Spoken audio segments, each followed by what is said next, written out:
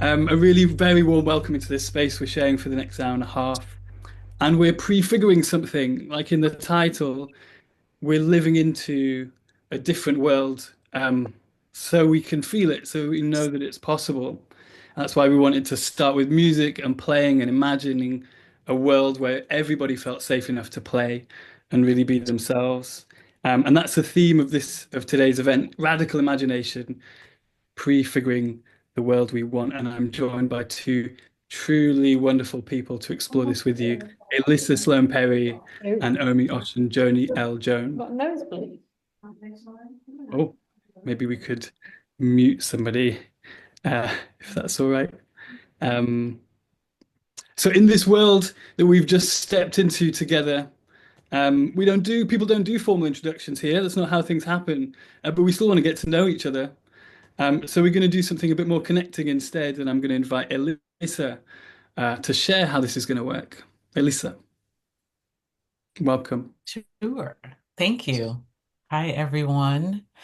Good to see you all. We're going to do some introductions using a prompt that I adapted from an organization called the People's Institute for Survival and Beyond. They're based in New Orleans, Louisiana, here in the States. So there are three prompts, and we can put them in the chat. They simply are, I am, my people are, my purpose is. Right? Um, Again, I am, my people are, and my purpose is. And you all will do that in trios, so you have a little bit more intimate experience with some folks who are here on Zoom with you. But Omi, Jake, and I will model, so you have a sense of what it could look like. You'll have 2 minutes to reflect, jot down any notes, maybe draw a couple little pictures or something if that's what helps you remember what you might want to say, taking care of my introverts here before you go into your rooms. So that said, um, are they in the chat? Yes, thank you, Hannah. So that said, I am Elissa Gabrielle Sloan Perry.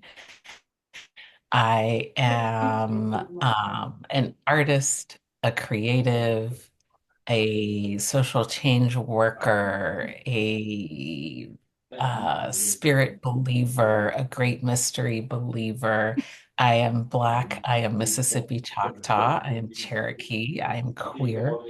I'm a dancer. I'm a laugher. I'm a smiler.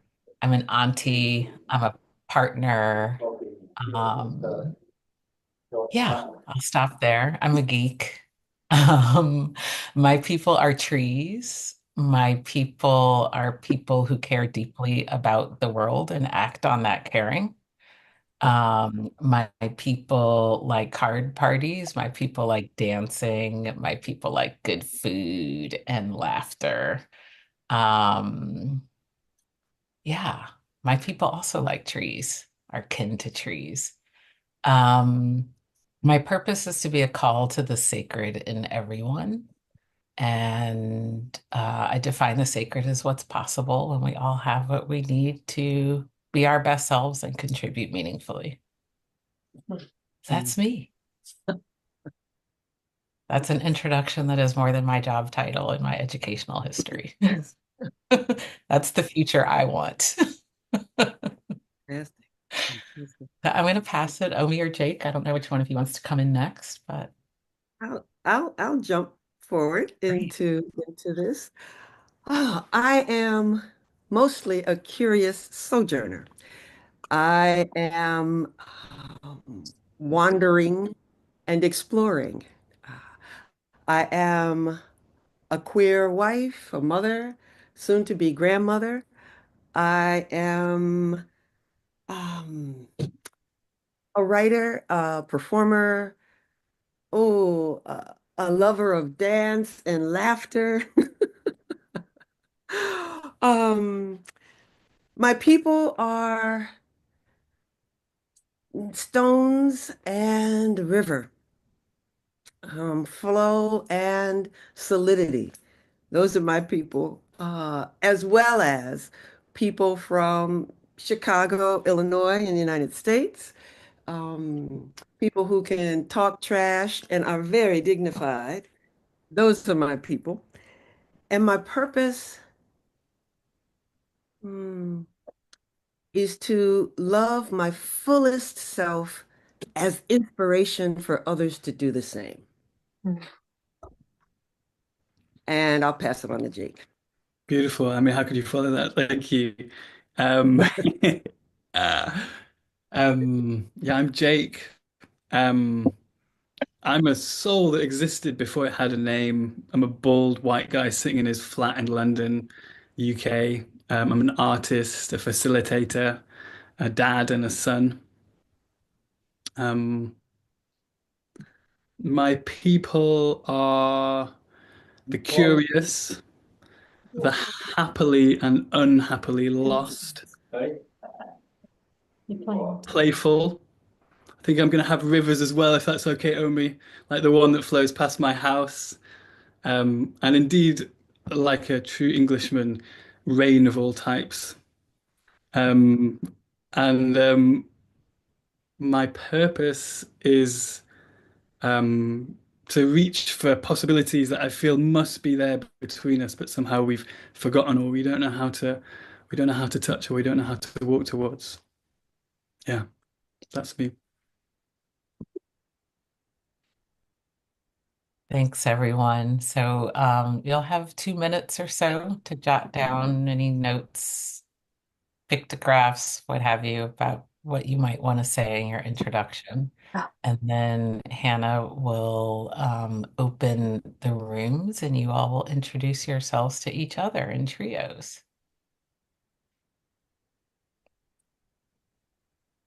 May I add that as you're doing that writing or pictographs, which is great, what's going on in your body and how might that contribute to your sharing of I am?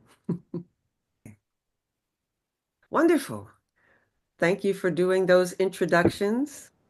Um, and now we'd love to know what was your experience of sharing yourselves in that way? And you can respond to this in any way. You can verbally respond, either by doing your electronic hand and we'll call on you, or you can just unmute and start, and we'll have a little jazz moment of figuring out who's going to go next and so on, which is fine. You can give us a physical response to what it was like to talk about yourselves in that way. So anyone who'd like to share with us, tell us, what was your experience?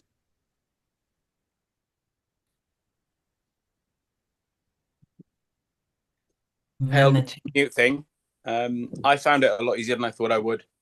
It was vulnerable making like I expected, but in a good way. I felt seen and heard, and it felt good. Great. Thank you. Some folks in the chat are responding. It was both vulnerable and empowering at the same time. They got a thumbs up. Someone loved in all caps Anna, the magnificent humans in their breakout room. What wonderful women. It was lovely, we heard, like being invited into the tender parts of folks. Beautiful, confronting, expansive, supportive. Really enjoyed it. And I'm going to steal it. Feel free, Keely, but please credit the People's Institute for Survival and Beyond. Let's see. People love the connection that you can achieve.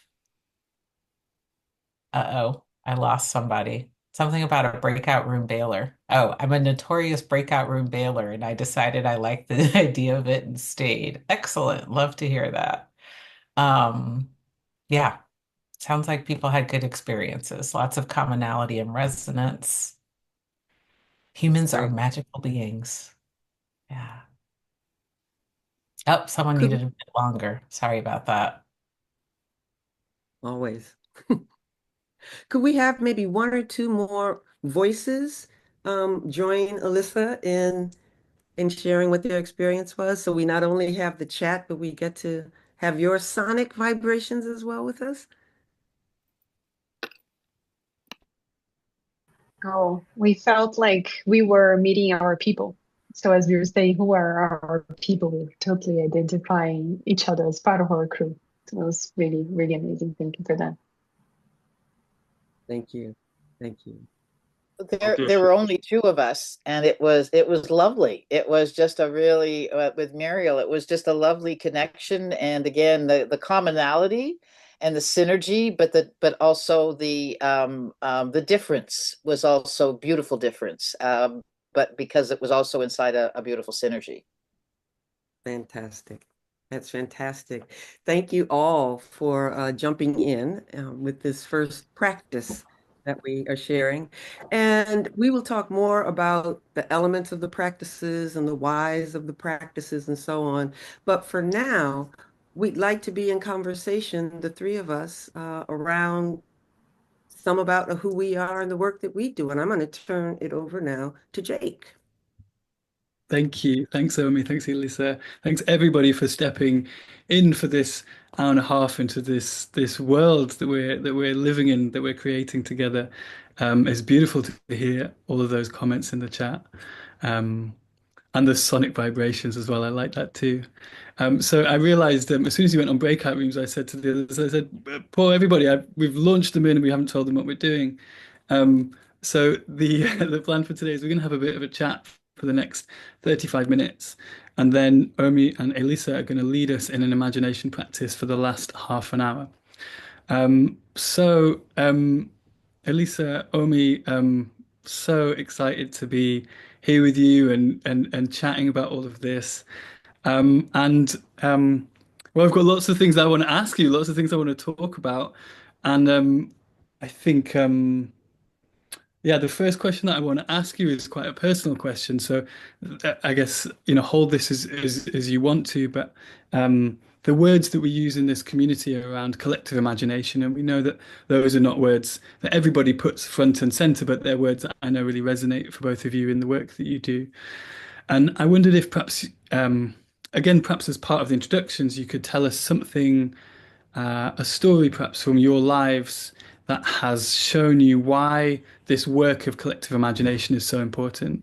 Like, why is it you both, each of you, have been called into this work? I know that from the conversation we've had, there's perhaps lots of stories, so maybe you need a moment to think of which one. But I'll hand over. I don't know if Omi or Lisa would like to go first in responding, but yeah, both. I'd love to hear.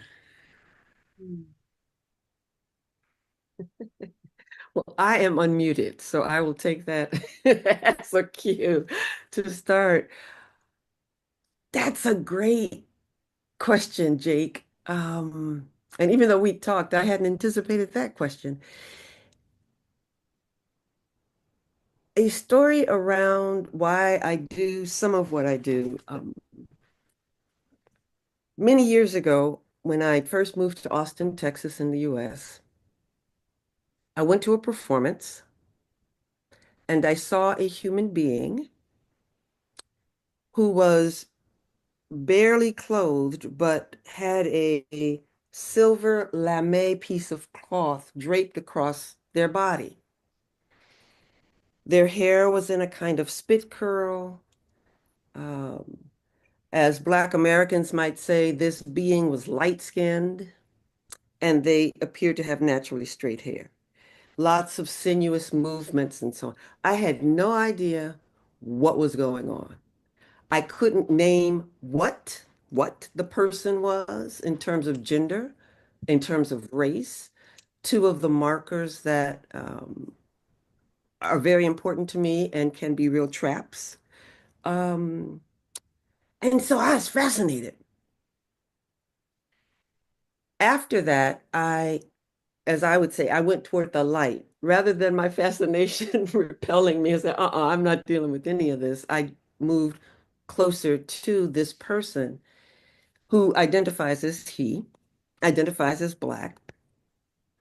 And he and I began a long friendship of working together in a form that some of us call theatrical jazz. What was exciting, continues to be exciting about this thing, this theatrical jazz and its many offshoots, is that it wasn't being prescriptive. it was allowing for expansion so that you don't even know what you are quote unquote looking at.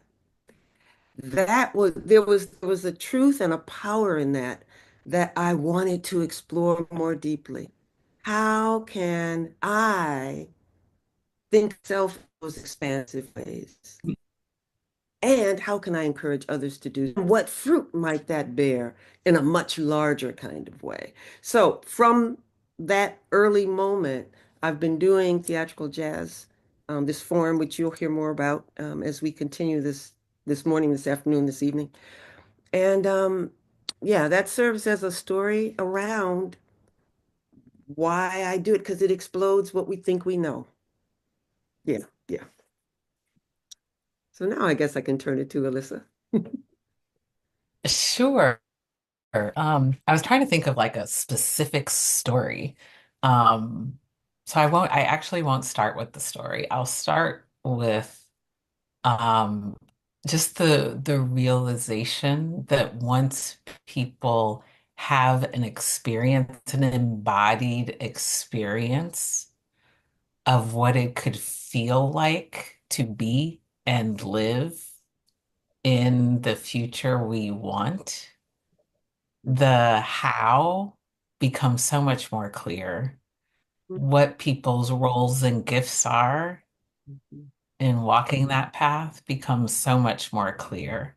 The commitment, and the commitment is really necessary to be in mutual accountability, to be able to truthfully and playfully confront our conflicts and our differences as well. So, really living in a way that prefigures the future we want is the how, right? And that doesn't mean ignoring the experiences or downplaying the experiences of the present, right? But bringing that future self to present conditions, Hmm. right? Um, So that's the theoretical answer, I guess. Not theoretical, but the intellectual answer, the wordy answer. The answer for me of how I arrived here was really just being an unhappy child who found great happiness in fiction and just ran through all of the so-called kid books that were around. And my mother was a voracious reader, and I immediately went to her bookshelf, and it was her bookshelf where, I read Ntozake Shange and Alice Walker and June Jordan and Toni Morrison and even Octavia Butler. Like all these people were on my mother's bookshelf that allowed me to see, understand, be in the world differently, right? And it was through someone else's imagination. Yeah. Wow, beautiful. I'm Mhm. really, yeah, you both such good storytellers. I'm with you both in these moments, reaching for the book, being at that moment in the theater and seeing this being who you didn't know who it was. They're really, really powerful moments, and it's really helpful. It's very heart centering, I feel, to understand those experiences of yours. Um, I think I'd like to ask you about your work. Omi, you referenced the theatrical jazz, and Alyssa, you've mentioned some of the kind of the ideas and so on behind it. And I wonder if it might. I'm sure everybody here will be really interested to also hear about some specific pieces of work that then might we might like reference throughout other parts of the conversation. Um, so I wonder if you could perhaps give a little bit of a concrete sense of the work that you're doing and how it relates to collective imagination. And it might be that I don't know, you might want to tell us about the breadth, but perhaps you could focus on one particular piece of work that's kind of firing you up, whether it's you're working on it now or in your memory. Um, yeah, I think people would love to hear about that. And why don't we go to Alyssa first this time? Okay. Um, sure. So there's three main areas or projects, if you will, that I've been engaged in recently. And My partner across two of the three of them is actually on this call, Allison Lynn. And we've been facilitating a fellowship for all movement leaders who are racialized, movement leaders of color in Southern California. And the whole premise is like, what might it look like and how might we work together um, to have a liberated Southern California, right? So it's really, that's a guiding question.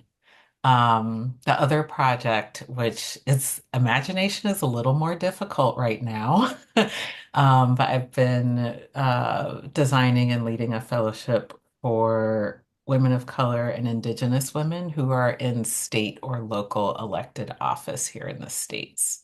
And most of them come out of social justice movements, and then ran for their local school board or city council. So they're bringing values that many of us probably share to that role. So you can imagine that imagination might be a little more challenging right now, but actually keeping them in connection with their sense of possibility and imagination is huge.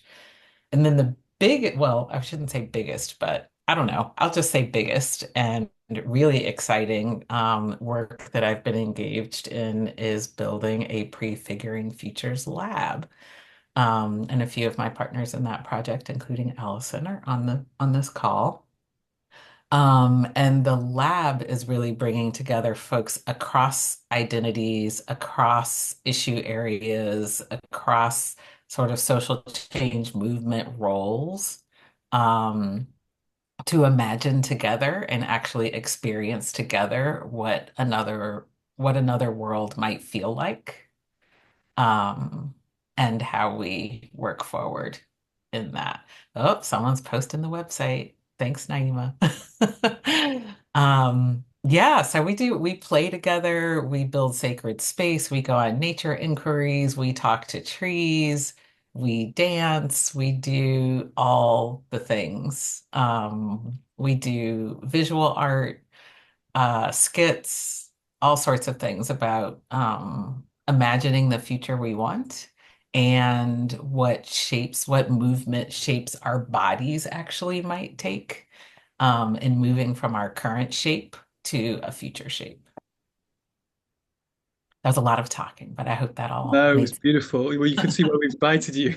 That's sense. fantastic. Thank you so much. Yeah. Wow. Yeah, I was thrilled to hear all of that. I knew pieces of that, but not as much, and that's exciting, Elissa, and wonderful. I referenced a moment ago work that I do that some of us call theatrical jazz. I identify as an artist, and for some people that kind of puts me in a narrow category. For me, it puts me in this broad category because I think we all are in different ways. And that's not to minimize the training, the skill, the intuition, all those things that go into art making. But I think if more of us began to move in the world with that in mind, artists, that we are creating something, it could shift a lot of things. The tools, inner tools, the spiritual tools, the collective tools that it takes to make art are the very things that allow us to make good lives with other people. Those are not Mhm. separate. And I'm often I have often worked with artists who think that what they're doing is pretty narrow in scope, but the ability to be vulnerable is at the heart of making art. It is connected to the truth telling that we think of as the artist's role in society, telling the truth. And man, what vulnerability it requires to do that truth telling. This work also asks us as artists to improvise. And man, there's no way to play in the imagination if you're not willing to improvise. And part of what we're doing today is giving you lots of opportunity to improvise, to make it up as you go, and to trust the ancestors of goodwill who are guiding you to move you in and out and through. Improvisation is critical. Um, Sarah Lewis a art historian, has written about the importance of play, that without it, we only replicate the things we already know. And there's a wonderful poem by E. Cummings. There's a line in the poem, "Down they forgot as up they grew." I think as we adult more, we kind of push aside play and improvisation, think it's not what we should be doing. We're not being wise and good elders or whatever the image might be. On the contrary, we're the ones, the adults who should be playing more and modeling playing for children. Children are often modeling it for us, but we could also model it for them. I think I've kind of taken a turn here, kind of veered, but the idea that I am excited about sharing with you is our work is the work of making a good life. And if we can think about vulnerability, improvisation, innovation, collaboration, and virtuosity, I've often thought of virtuosity as that excellent musician or singer, right? Somebody you kind of marvel at. When I looked up the word and kind of investigated its etymology, I discovered that virtuosity is associated with valor, which is courage. So let's hook into our own courage, our own virtuosity, so that we can play, so that we can improvise, so that that imagination gets fed on and on and on and on and on and on and on, rather than repeating what we already know. And we see where we are now in the world by repeating structures and habits that we already know. So I think that was a way to answer the question. Oh, it's beautiful. It's beautiful. I'm inspired, and you've taken us on a journey. And you've also we're going to play together later, so this is the perfect warm up. I want to, Omi, tell us about one project that you're excited about, or one project that you're doing right now, just to give people a bit more of a Yes, concrete yes, grounding of yes, like what you yes, might be yes. doing. I'll give you I'm a happy. second to think about that, Omi, and Okay. just say that Omi and your partner Sharon did a multi-day workshop with our team at Change Elemental, where we deeply played into virtuosity and ensemble. And we created a little anthology of that experience with Omi and Sharon. And I'm going to put the link in the chat. Folks want to check that out. That's fantastic. Well, I continue to do a version of what Elissa just referred to.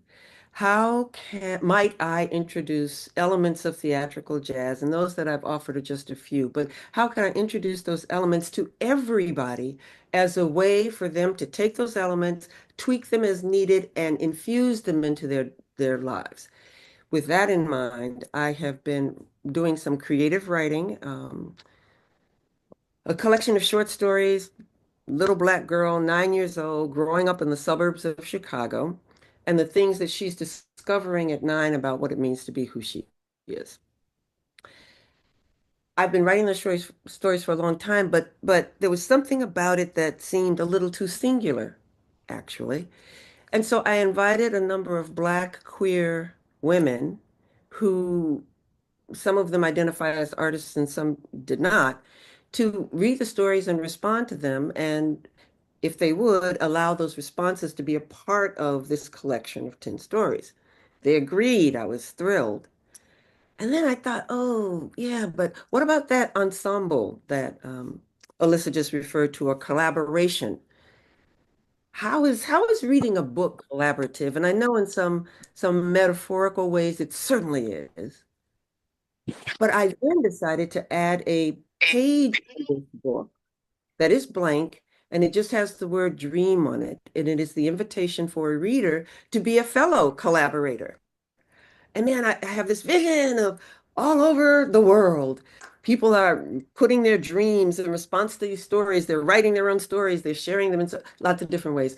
All of that to say, I'm using the principles of theatrical jazz to massage a book which feels so fixed and final into something that is more playful and hopefully encourages people to tap into the the play, that vibration in themselves. So this collection, it will be out in the world someday. It is called Sitting in a Saucer. Woo! But right now, it is about to move into a phase where it is going to be more embodied. And then I'm going to invite people like we are now to tell their own stories and collaborate with me in that kind of way. Oh, beautiful. Oh, I can't wait for that to be out in the world. That's so exciting. And I love these such deep projects that really evolve over time because they're a work of the heart. And the way, yeah, it's beautiful. The way that that's evolving for you is super exciting. I wanted to ask a different question. So when the three of us met for the first time, it was only days, or maybe was it the day after the US election? It was, yeah, sort of like lower the tone.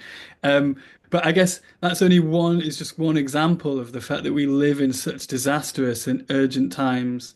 And I remember, Omi, you said something about, well, perhaps we were talking about altogether, Elissa too, the urge to fight, the urge that we need, we need to fight back. But we had a bit of a conversation about sort of fighting back in a different way.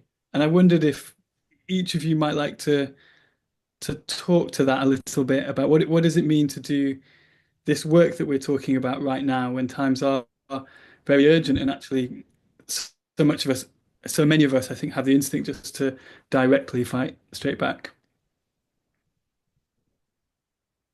I'll say a little bit, Alyssa, and I'm excited to hear what you will offer on this too. Let me start by saying I have often imagined fight to be external. It's me fighting against somebody or something. Instead, this may be a time to pause and figure out what is the fight, and and rather than fight, let me say, what's the challenge for each of us individually? What's going on for me? What is happening in my soul and in my spirit that I can address that will allow me to open more fully to where we all are? Fight is feels like this. And there's no embrace in that. And I think more than this, we're going to need more of this. We're going to need more. Who are you? This is who I am. Will you come have dinner with me? Can we have a cup of coffee? I like this song.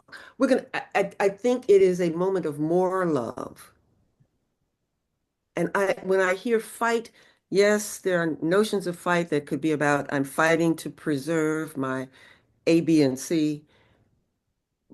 But I think that puts me, let me say it that way, it puts me in an old frame, a frame that I think has perpetuated attack rather than embrace. So my challenge internally is what gets in my way of embracing?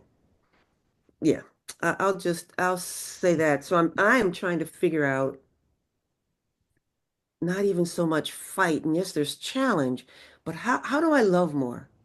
How do I, and what do I have to adjust in me in order to do that? So that's where I am with it right now. Alyssa? Yeah, thank you, Omi. So I think overall, as people, and I'm not saying each of us individually has to do this, but overall, in the ensemble, we need to attend to three things. And one is defending and protecting, what we already have. Um, One is envisioning and strategizing, right? So imagining that future and letting that imagination tell us the how, right? And the third thing is taking care of ourselves and each other, right? Deepening relationship, um, really rooting in a culture of care. Now, when I say the first one, defend and protect, people often think that means fight, right? In the way you were saying, Omi, in the way that maybe doesn't feel um, right to many of us, or I don't know, this instinct comes up in me, I'm usually not grounded and not centered, right? Because that's a part, right? An aspect that wants to do this. Um, but even doing that, like being out in the streets and vocal and letting our anger out, can look different. One of my teachers, Norma Wong, was telling a story one time about being on I'm gonna forget the name of it. It's a sacred mountain in Hawaii. She's Native Hawaiian and fifth generation Chinese in Hawaii, and they're defending the mountain. And they have some principles for that. One, the elders are at the base of where you go up to protest and defend, and the elders determine if you are in the right mind to be defending that day, right? So if you're showing up in defense that isn't rooted in love, that isn't rooted in a vision of the future, isn't rooted, thank you, um, Mauna Loa, the answers in the chat. Um, if it's not rooted in that, if it's just coming from anger, if it's just coming from a part, then that's not the way you need to be fighting today, right? The other thing she said that I really had to, it makes total logical sense, but I really had to come back to it, was if you've been out there all day, you know, 6 hours, 8 hours, 10 hours, 12 hours defending the mountain, and you've seen the same police officers there for those same 6, 8, 10, 12 hours, and you have food and water and they don't, you better share it with them. And we're like, what? Feed the cops? What are you talking about? And they were like, you don't want them to not be fed. You don't want them to be thirsty. You don't want dehydrated, hungry, angry police officers, as your quote enemy, Mm. right? So Omi, what you were saying about like, you know, here's what I'm about. Let's have a cup of coffee, right? That's a stretch for me sometimes. And the only way is about seeing each other's humanity and imagining a different future where our humanities can be in their true interdependence. Um, I was listening to a song I haven't listened to in a while yesterday, and I can't remember. I think they sampled a speech of Dick Gregory, who was an activist here in the States in like 60s, 70s, 80s, and a comedian. Um, but he said you can't put rights in front of human rights. When you put property rights over human rights, you're messing with nature, right? You're messing with, yeah. And nature will come and get you, basically. So, yeah, I think all of this work is actually about remembering what it means to be human and what it means to be humane, Mm. and playing toward that future. Mm. Lovely. So it's a real like prefigurative vision of fighting back in a completely different way, Hmm. which I can see is really resonating from what people are writing in the chat and the expressions on the screen. Um, I wanted to riff on another theme of the conversation that we had together before, which was so we've talked about improvisation, we've talked about play, we've talked about image, we've talked about the body, so many things that people in this room will draw a lot of strength from and a lot of inspiration. And we talked about the need for some of those elements in spaces that may not anticipate it. So again, lots of the people in this room may work with imagination in different ways, and they may be struggling to bring some of these practices into a local government, into a public service, into um, different systems which don't, I guess, don't prioritize um, these ways of being. We had a nice sort of snippet of a conversation about how do you land these practices, these ways of being in places that perhaps not expecting it or that may not initially welcome it. So yeah, it just Any thoughts on that? I'd love to hear. Omi, you're nodding, so I'm going to go to you first. Okay, well, I was nodding with yes, that's a very good question. Um, I have some ideas.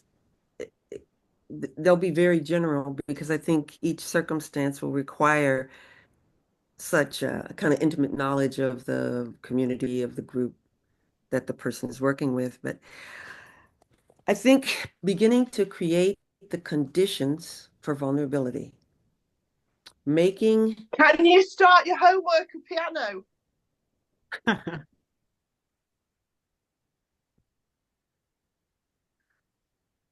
there you go.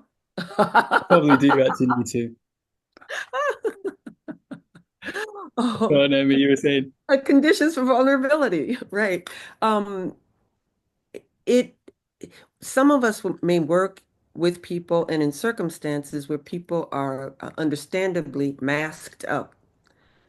Being vulnerable can be dangerous, quite literally. So part of the our challenge would be to figure out how to create the possibility for vulnerability. And I think some of that can be introduced in very subtle ways, starting a meeting by reading a poem. Um, and then the next week, doing a different kind of thing so that people understand then that these acts of vulnerability are now a part of the culture of that environment. And then one can build on that and build on that. But it can start very simply, even with what one of my mentors, Lori Carlos, used to simply call a check-in, which is what we all did before everyone joined us on this call. But a check-in, how are you doing? What's going on? Many people begin meetings, gatherings without anything except what the line item happens to be on the agenda. So I think the idea that I think in some ways may be the hardest is to bit by bit introduce vulnerability as a way to be, that this is what's being valued here, into the setting. And I'll stop there. Elissa, what are your thoughts? Will you repeat the question, Jake? I was going off in another direction. Well, there's so many Yeah, threads, I think, branching out from this you conversation. opened up a lot, Omi, in your response. What was the question? Yeah. So the question was about sort of landing or introducing some of this work, some of these practices in spaces that are not either expecting Oh, or instinctively welcoming of it. yes. Um, so I'd say the place that is the farthest out is I teach one course as an adjunct in a master's in leadership program, and it's at a Catholic university. Um, and I'd say a third of the student population is coming from kind of social change, systems change work. Um, a third is a mix of education, like public education, and corporate sector.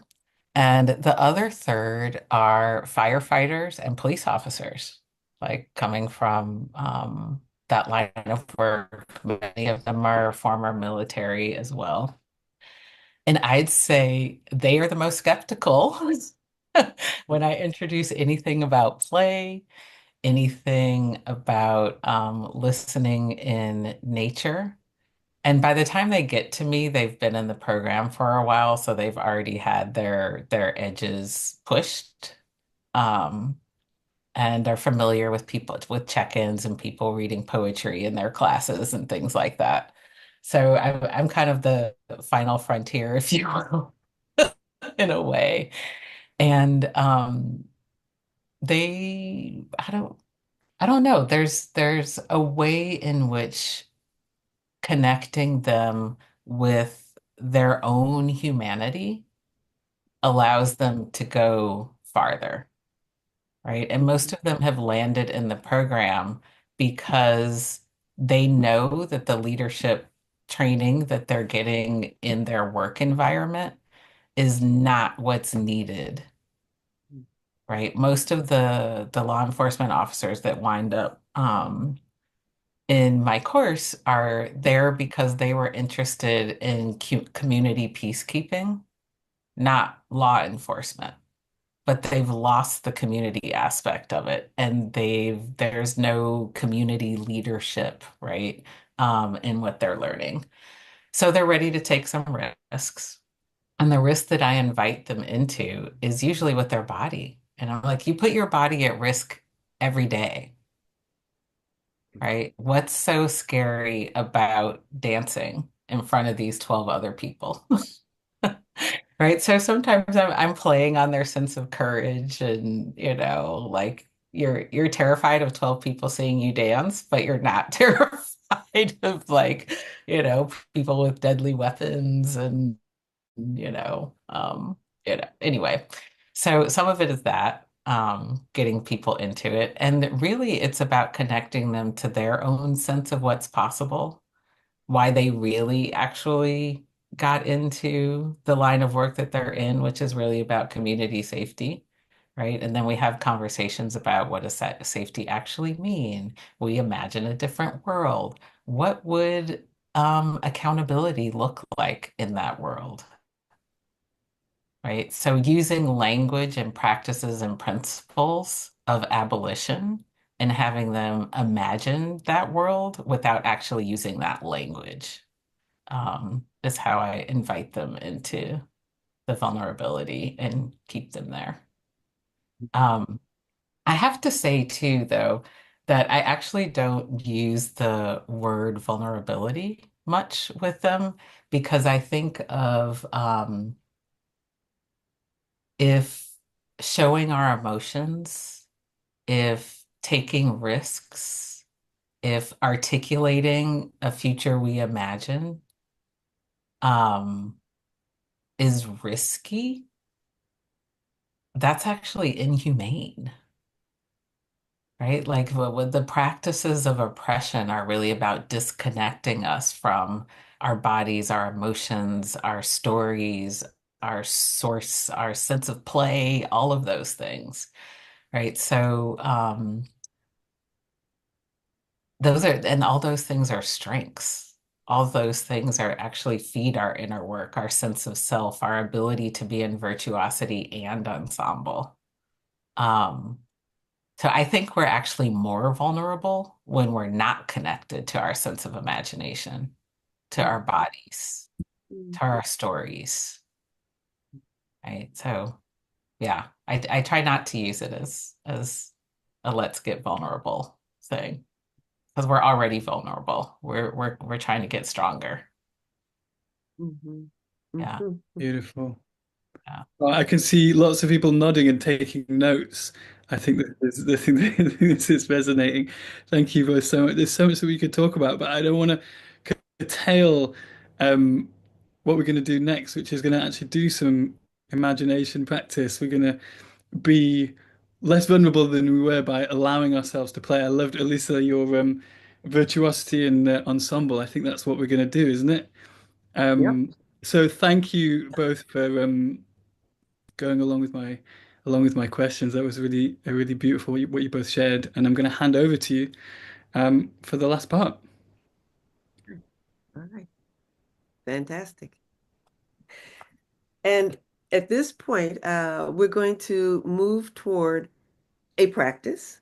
And Elissa, I think you're going to introduce it for us, but I'll get us started and you amplify. How's that? We want you to consider this.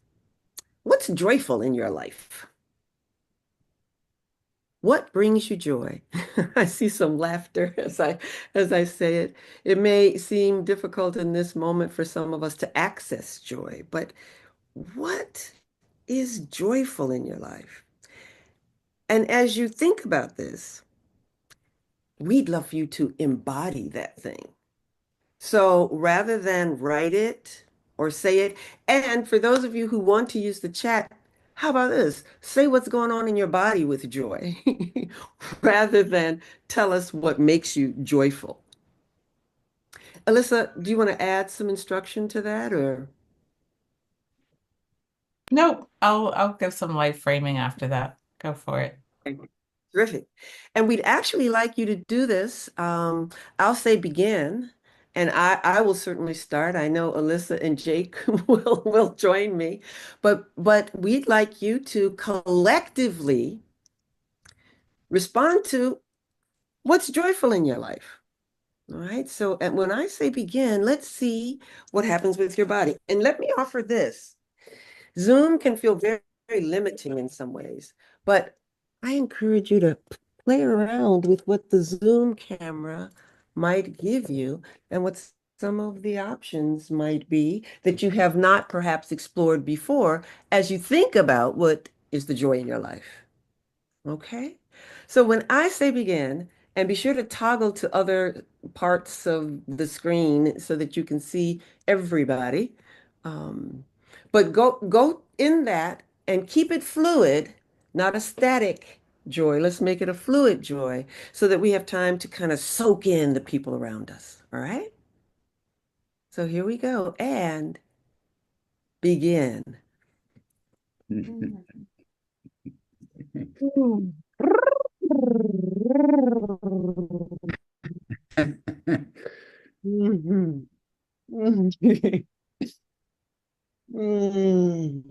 Look at that joy all around.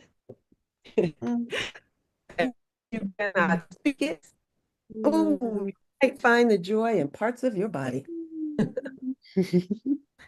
What truths are there that you maybe don't get a chance to speak as often, but they're always present for you?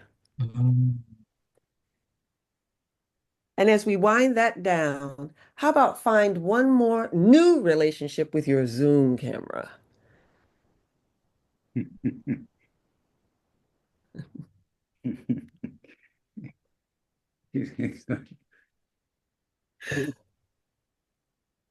we'll bring that to a close. Thank you for all of that joy. I hope you Mm. hang on to some of those movements when you're not feeling joyous so you can let your body guide you. Yeah. Listen. I was just imagining myself doing that in my next meeting, which I think folks would be receptive to it, but if I didn't explain. Ah, anyway, yes, thank you for showing all that joy. I'm feeling lighter myself, just watching you all and doing it myself. Um, I just wanted to give a little light framing for our shared activity coming up. And we talk about vision. So I just want to name, as Omi and I were talking, it was literally election day in the States that we were talking, and we were both ignoring the news and the media as we had this conversation. But we talked about vision and future vision, right? The future that we want to be prefiguring is one of interdependent, liberating practice with each other and with the more than human world, right? So when we talk about vision, that's what we're talking about. And we talked a little bit about what interdependence looks like, and came up with the phrase came out in our conversation. Your hand is not all there is, right? Because we have five elements of transformative practice that we talk about. We talk about these five elements working together as a hand, and your hand is not all there is. There are all these other hands, and that led Omi to remember a Yoruba word for collaborate, which is actually hands tying with hands, and the electricity from that, the collective power of hands tying with hands. Um, and to do that, right, to actually move forward requires some degree of wellness or healing.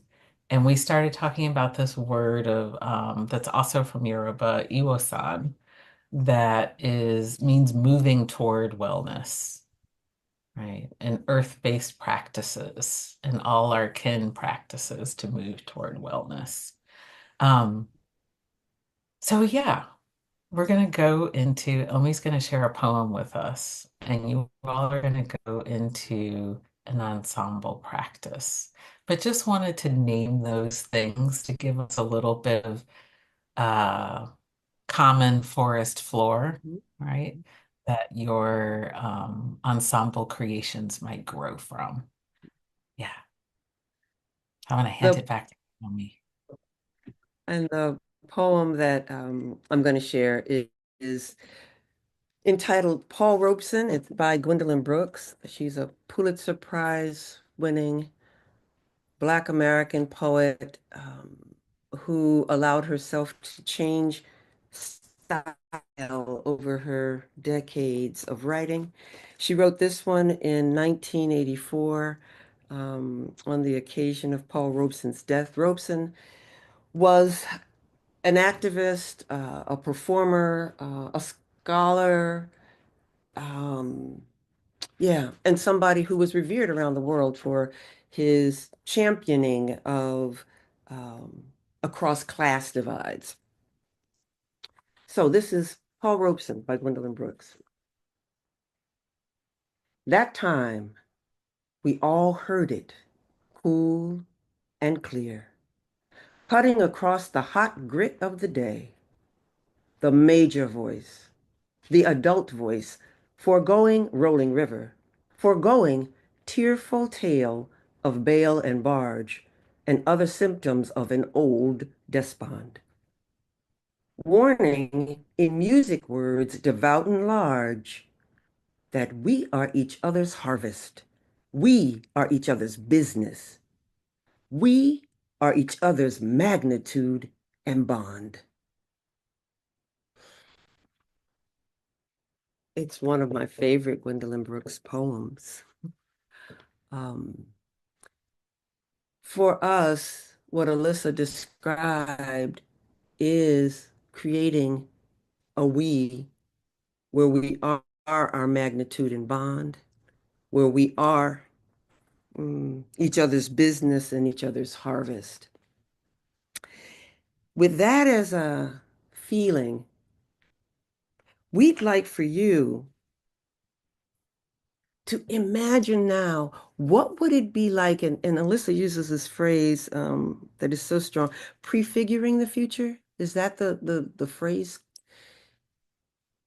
What does that poem offer you, if anything, about how you can now prefigure the world that you want to live in, that we can be each other's bond? Okay. And we want you to respond to that. How can we be each other's bond? Using these three wonderful ways that Elissa came up with for making that a reality. As you create a response to it, think about how you move it, how you demonstrate it, which may be draw it or moving with your bodies, how you sing it. So you're going to create a work in your breakout rooms where you will use your bodies, use your voices, use whatever text you may want to create or pull from the poem. I can read it one more time, or I'll type it in the chat. That allows you to create the world you want to be in. One of the things that I do in response to a question that Jake asked earlier, how do we introduce these things to people who may not be familiar with them? And I know that this community that we're with today are very familiar with some of these ideas, but some of it is throw them in, don't give them a lot of time. So that's what we're going to do with you. We're going to throw you into these breakout rooms. You won't have a lot of time.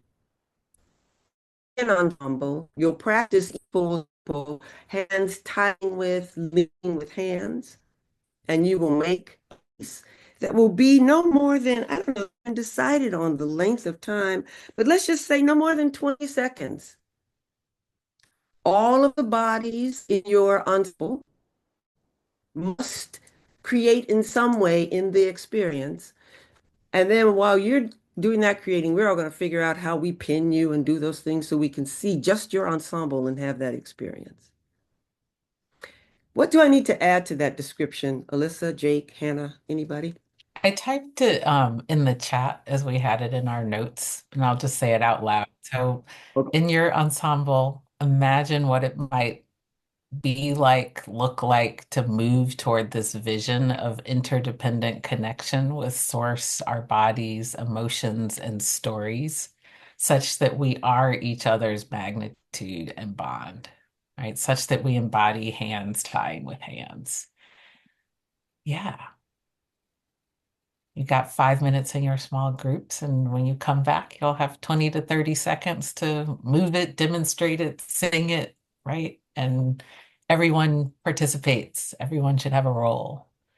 Maybe you're just singing 2 words, but everyone should have a role. Thank you for your virtuosity, your And courage, there's a and your link to the truth telling. poem in the chat. Okay. Sorry. It looks like we got just about everybody back. This is wonderful. Now we want to see what these ensembles have created. See, hear, experience what you have created.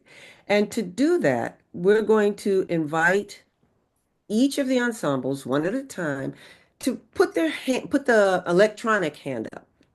So if you want to just lead your group, they'll see you, and the rest of them will put their hands up.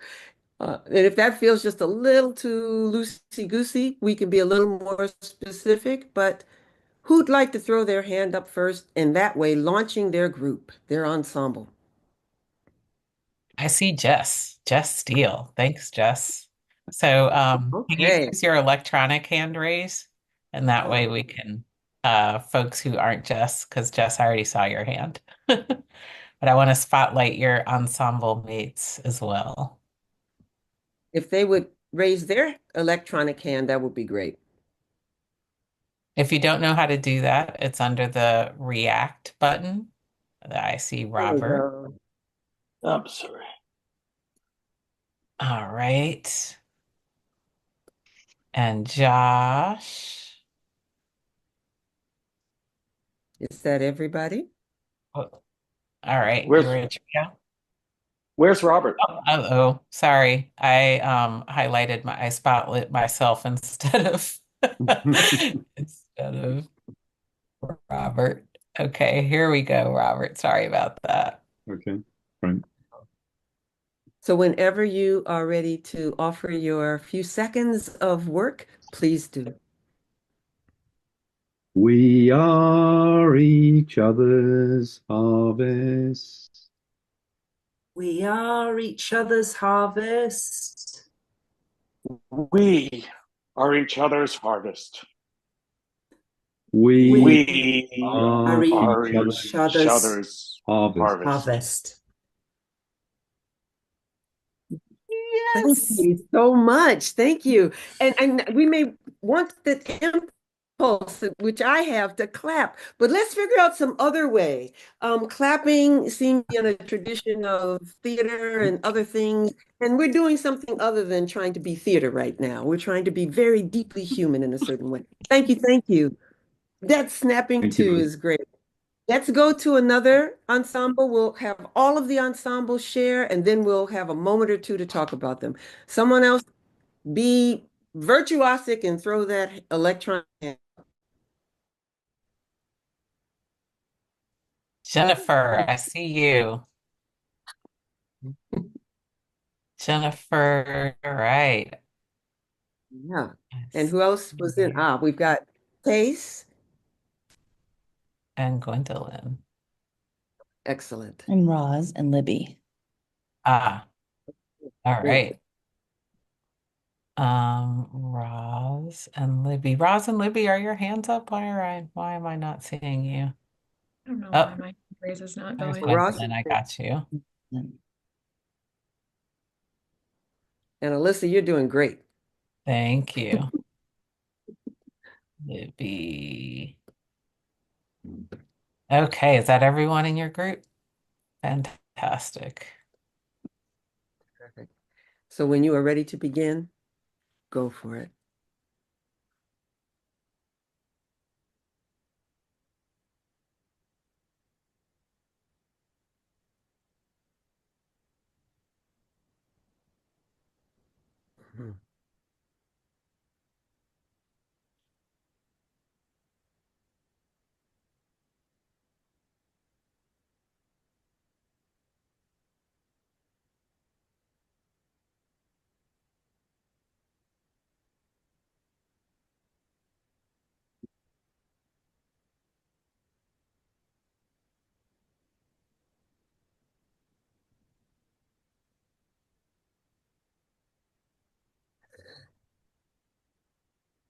Oh, thank you so much. Wonderful. And now we'll get the next hand fly up there, and then your group will join you. I must say that when I respond to ensembles, I often use words like terrific and wonderful. That is a reflection of the courage that it takes to do the work. It's not a response to the aesthetic values, though those may be quite high. I'm really responding to something else. So thank you, everybody. Another hand, we've got one, Harold.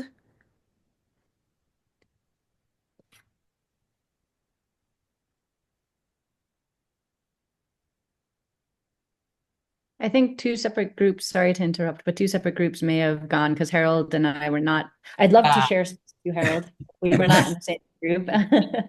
All right. Okay. I'll Zara with Harold and Devin were first. Okay. With Harold. Who else was in Harold's group? Elissa. All right. Can't see everybody else. Yeah. Cass. And Vicky. All right. Okay, I think we're ready. Go for Boom, it. boom, boom, boom, boom, boom, boom, boom, boom, boom, boom, boom, boom. Boom, boom, boom, boom.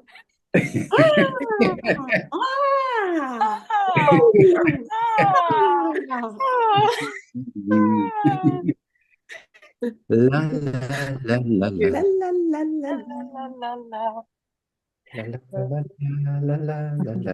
la la la.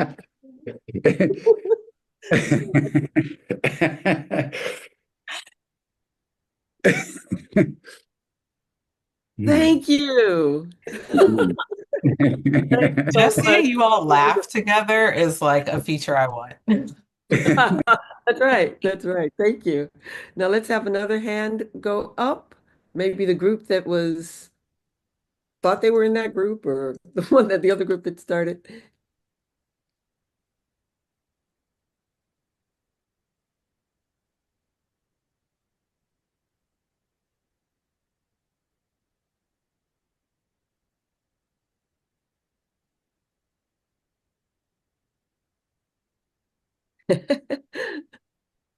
All right, folks, I'm coming to get you.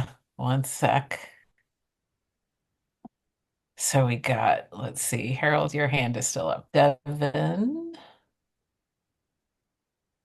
Zara, yeah, Zara.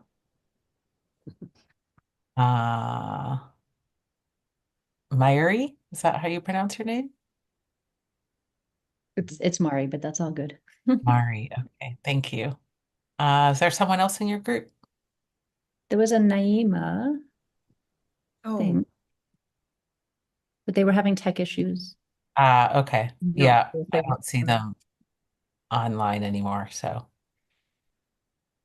So if the three of you will begin when you are ready.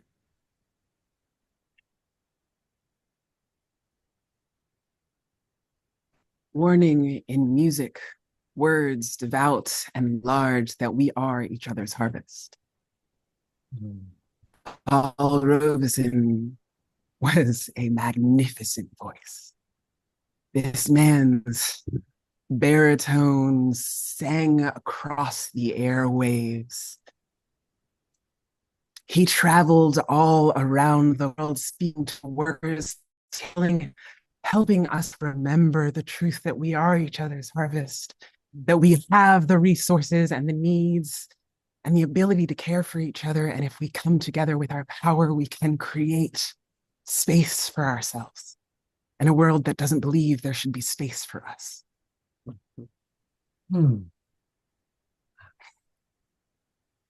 Thank you. Thank you. Thank you. Thank you Mm. so much. It's wonderful. Mm. And I have not been counting. We have one or two, and we've gone overtime. How many other ensembles do we have? We really would love to hear from all the ensembles. Jake, can we allow those last two ensembles? I think it may be two ensembles to do their thing. Yeah, I think so. I mean, it'd be beautiful to hear everybody if people are able to stay for a Sure. few more Yeah. minutes. All right. Geraldine, Hillary, were you in the same group? Yes, and we're Okay, missing great. two. Okay, they may have had to, Had to jump off. yeah, Yeah. sorry I'm about here. I'm here that. too. In a future world, time will be more fluid. We won't have hard, I'm here hard as well. this. I'm in their group. Okay. Lorelai. Yeah. Yes. Thanks. Ready? Whenever you're ready, you can begin.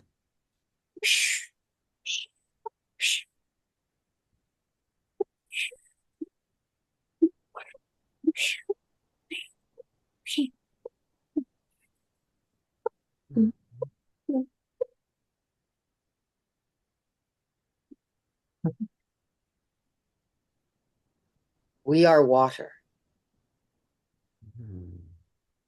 That's it. Mm. Thank you. Thank you very much.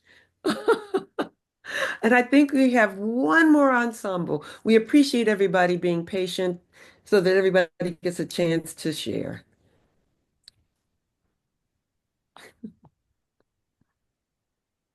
All right. I see Zuleika or Zuleika. And Imbla. Lindsay, no, Allison.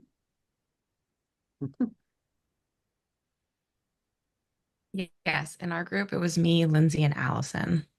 Yeah, Ah. I'm actually in a group that hasn't gone yet. That's not Okay. this group. So we have you gathered now, yes? Yes, thank you so much. Sure, absolutely. All right, I'm going to light this candle. There we go.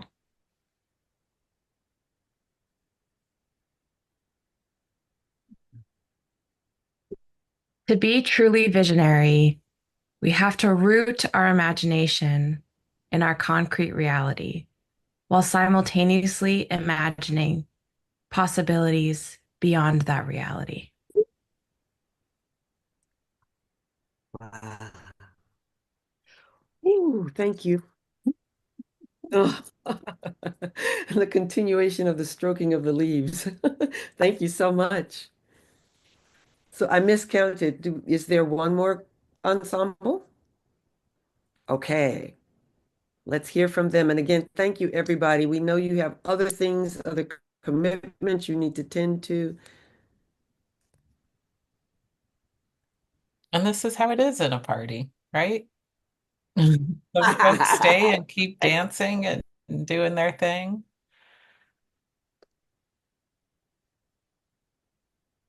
Meg. Oh, sorry. Who are you missing in your group? Oh, Michelle. Yeah, Michelle. Michelle. Okay, I think Michelle might not be here anymore. Oh, yeah, Michelle, she is right there. is your hand up? I see Yeah. Natasha. The hand is hard, may be hard to see because of the background, but her hand is up. Okay, I see you, Michelle. I got you. I got you. All right. Is that your whole group? Nope. Natasha is not part of it. Would love to have you though. Okay, who's missing? We got Michelle, Meg, and Imbla. That's us. All right. So we're learning from nature.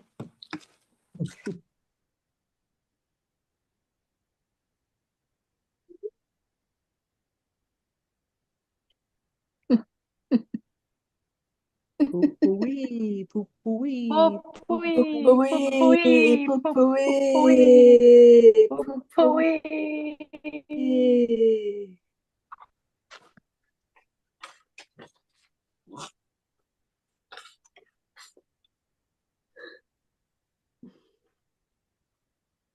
Thank you. Thank you. Mm. Thank you. Yes. Yes. Yes. Yes. Yes. Yes. Inspiration from mushrooms. Yes. And it looks like there's one more. Is that true? One more? All right. Natasha. Natasha. Oh, and I'm laughing because I work with both Natasha and Natalie, so I know we're both late to our staff meeting right now. We're all late, but it's fine. It's the future.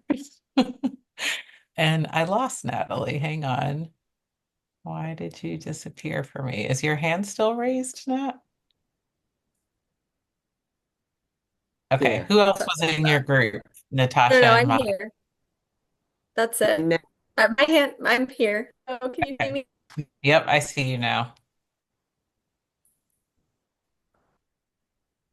Okay. Give us your offering.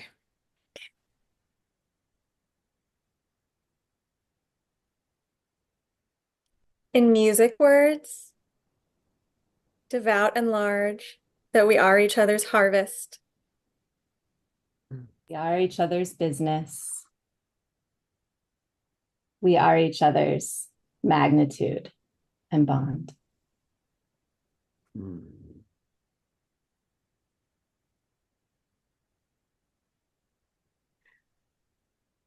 Yes, we are. Thank you. Thank Thank you you very all. much. I hope Oh this has my. been good start to your day, into your day, depending on where you are in the world, and time is simultaneous. Yes, yes, yes. The variety of everything that was offered all as one is an important model. Thank you, thank you, thank you, thank you, everybody. And I think we are going to extinguish our candles. Yeah, thank you for joining us, everybody, in this world. It's been beautiful to share it with you. And yeah, huge thank you to Elissa and Omi for guiding us through these beautiful, playful practices and sharing all this wisdom with us. And thanks to everybody. I can tell everybody who stayed are the people who jumped in with both feet and did some beautiful, crazy things with us. So I deeply appreciate that. Thank you for coming. Thank you all.